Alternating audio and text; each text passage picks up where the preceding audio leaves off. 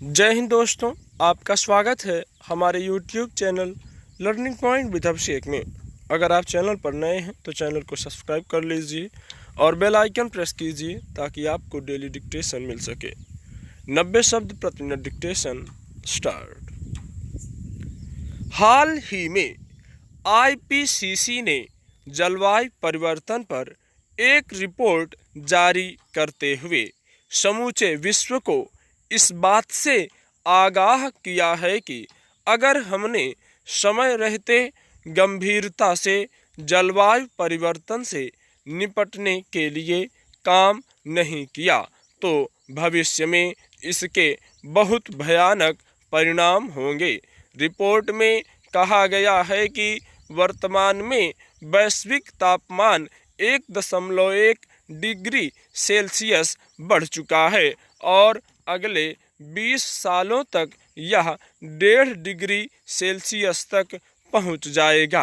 यह और बढ़ा तो पृथ्वी पर जीव जंतुओं का जीवन संकट में पड़ जाएगा और जल जैसी बुनियादी चीज़ों का भी अकाल पड़ सकता है।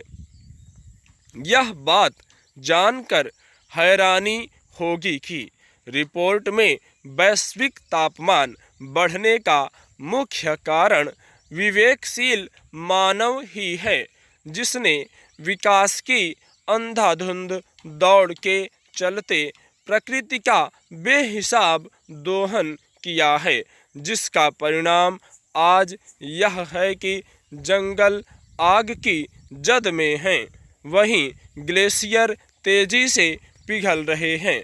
इसके चलते स्वच्छ जल की कमी होती जा रही है तो वहीं समुद्र का जलस्तर बढ़ रहा है।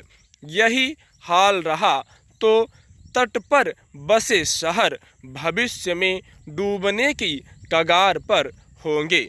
इसके अलावा बेहिसाब बारिश, जिसके चलते बाढ़, भूस्खलन जैसी घटनाएं लगातार हो रही हैं। इन सब का प्रभाव वर्तमान में मानव के आर्थिक, सामाजिक, राजनीतिक, सांस्कृतिक आदि विकास पर गंभीर प्रभाव पड़ रहा है। यह बात सही है कि जलवायु परिवर्तन का मुद्दा आज बहस से कहीं ज़्यादा आगे निकल गया है। अब इस पर केवल काम करने की आवश्यकता है। इसलिए इस गंभीर और बड़ी समस्या से निपटने के लिए हम कुछ उपाय कर सकते हैं। पहला उपाय यह है कि अब केवल सम्मेलन और कागजों पर काम करने से बात नहीं बनेगी। इसके लिए सभी देशों की सरकारों को ग्रीन हाउस गैसों के उत्सर्जन पर नियंत्रण करने के लिए सख्ती से नियम लागू करने होंगे। दूसरा, दीर्घकालिक नीतियां अपनाई जाएं, जैसे जीरो नेट लक्ष्य आदि। इसके अलावा आपदा से निपटने के लिए केवल सरकारों को ही नहीं बल्कि गैर सरकारी संगठन, निजी कॉरपोरेट संस्थान, आमजन आदि को भी कोशिश करनी होगी। हम सबको कुछ बुनियादी प्रयास करने होंगे, जैसे इलेक्ट्रॉनिक, सार्वजनिक और साइकिल जैसे वाहन का प्रयोग करना, प्लास्टिक का जीवन में न्यूनतम प्रयोग करें, व्यापक स्तर पर वनों की चल रही कटाई को रोकें और वृक्षारोपण को अधिक से अधिक प्रोत्साहन दें।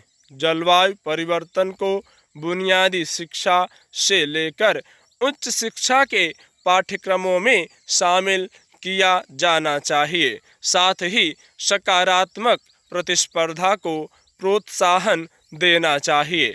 सरकारों ने महामारी के गंभीर नुकसान से जनता को परिचित कराते हुए इससे निपटने के लिए जिस तरीके का जागरूकता अभियान चलाया, इसी तरीके से सरकारों को जलवायु परिवर्तन को रोकने के लिए प्रयास करने होंगे। पूर्व में आपदाओं से निपटने के लिए जो कानून निर्मित किए गए और समय समय पर अलग अलग अंतर्राष्ट्रीय संस्थाओं की रिपोर्टों ने भी कुछ सुझाव दिए, तो उनको भी बेहतर प्रबंधन के साथ लागू किया जाए। स्टॉप।